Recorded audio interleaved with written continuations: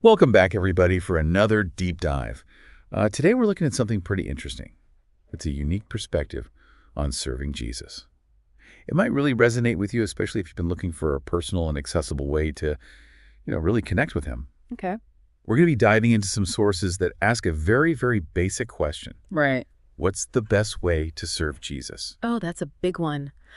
That's a question for the ages, isn't it? And I think when most people think about the answer, the first things that come to mind are probably things like believing in Jesus, spreading the gospel, or going out and making disciples, like Matthew talks about. Yeah, you're absolutely right. Those are the classic answers for sure. Uh, But the source material that we're looking at today takes a different path. mm, It actually suggests that one of the most powerful ways to serve Jesus is through singing praises, hmm.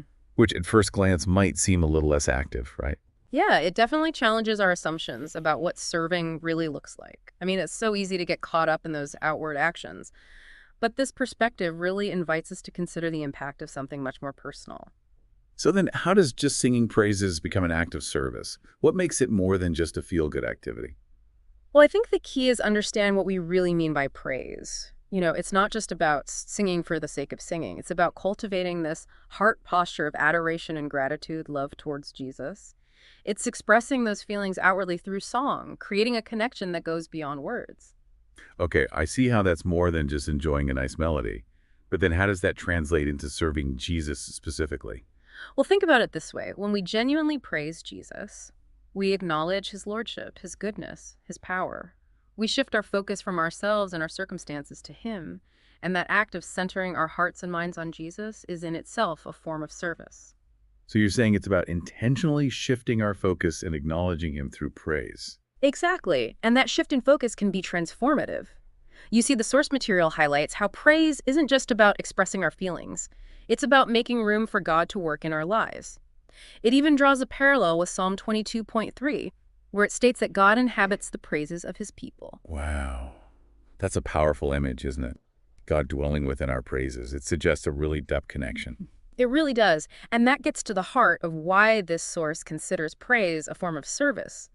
When we praise Jesus, we're not just making a joyful noise, we're inviting his presence into our lives, letting him work through us in ways that we might not even fully understand. That's a much deeper understanding of praise than I think I had before. So it's not just about the singing, but about the transformation that takes place when we genuinely praise Jesus. Exactly, you got it. It's about having a heart that's attuned to his presence, becoming a vessel for his power and love. That's where the heart of service idea comes in, right?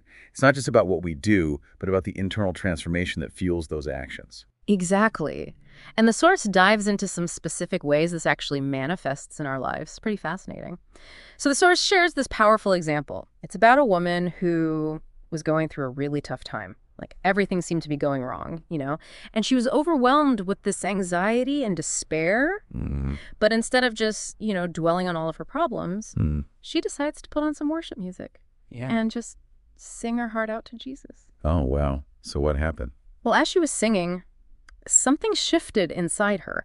Her focus moved from her circumstances to God's faithfulness, and the fear and anxiety that she had been feeling started to kind of melt away, replaced by peace and hope. Oh. And here's the amazing thing. That shift in her heart actually gave her strength and clarity to deal with the situation. Wow. It's like the praise became a source of strength for her Yeah. to help her through all those challenges. Yeah, exactly. Yeah. It's a perfect example of how transformative praise can be. And it highlights something really crucial. Praise isn't about pretending our struggles aren't real. It's about choosing to focus on God's presence and power, right in the middle of those struggles. The source actually describes it as like finding the melody of hope in the midst of life's disharmony. It's a beautiful way to put it. It reminds me of all those times, when I'm going through something really hard.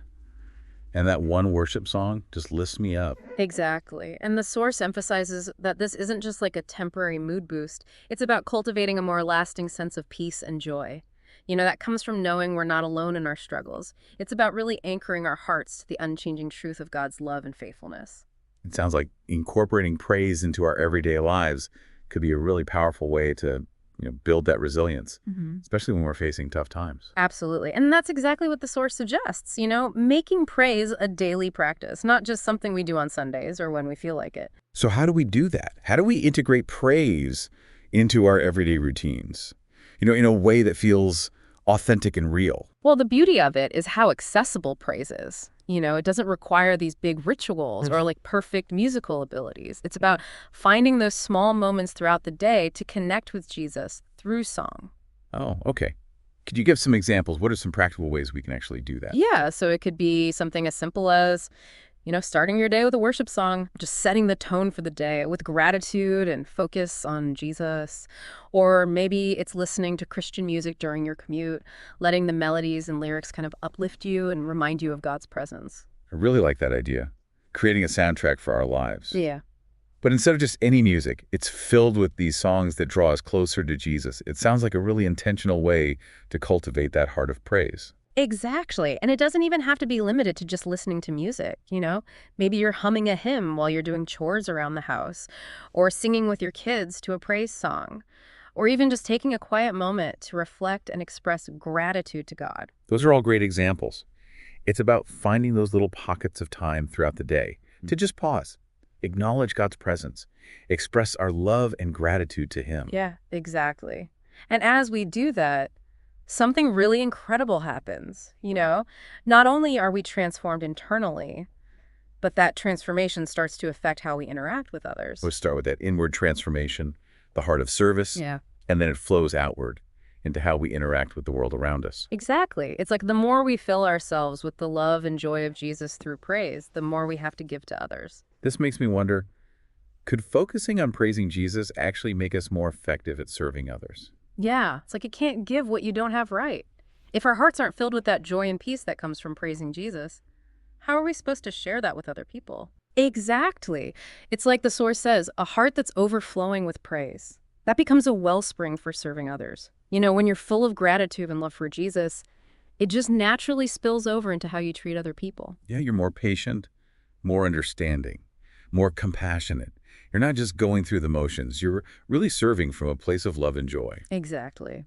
And the source even talks about this ripple effect, how simple acts of service done with a heart full of praise can have such a big impact on people. Imagine just smiling at someone with real joy, or offering a helping hand with compassion, or speaking words of encouragement with genuine love. Yeah, those small things can really make a difference, especially when they're coming from that transformative power of praise. Absolutely. And the source reminds us that praise doesn't have to be this big performance. It can be a silent prayer of gratitude, a moment of quiet reflection, or even just a song in your heart. It's about that interconnection with Jesus, letting His love and joy flow into everything we do. And that's where the real power of praising Jesus as a form of service comes in. It's not about checking things off a list or trying to earn something. It's about letting ourselves be so filled with His love that it becomes the driving force behind everything we do.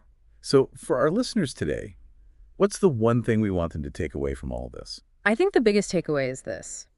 Maybe the most powerful way to serve Jesus isn't through these grand gestures or rituals, but through the simple act of praising Him. Yeah, it's about making praise a daily practice, weaving it into our lives, letting it shape our hearts and guide our actions. And as we do that, we start to realize that serving Jesus becomes less about obligation and more about an outpouring of His love and joy. It's about recognizing that our voices, whether in song or in prayer, are precious offerings we can bring to Jesus. And those offerings, no matter how small they seem, can create this ripple effect of love and service that goes way beyond ourselves. Thank you so much for joining us on this deep dive into the power of praise. We hope this has encouraged you to think differently about how you serve Jesus and to discover the joy that comes from making praise a part of your everyday life.